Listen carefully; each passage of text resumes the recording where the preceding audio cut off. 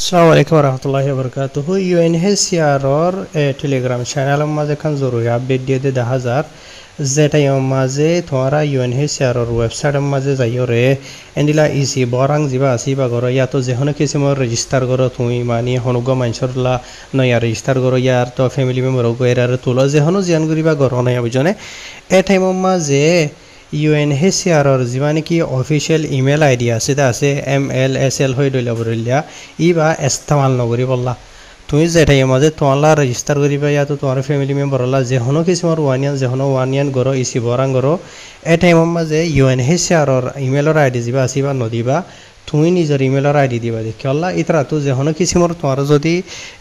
খবর মালুমা জানা ফরত দিন হলে তোমার ইমেলের দেহরে ফারে মানে কিছু মানুষের নবুজিওরে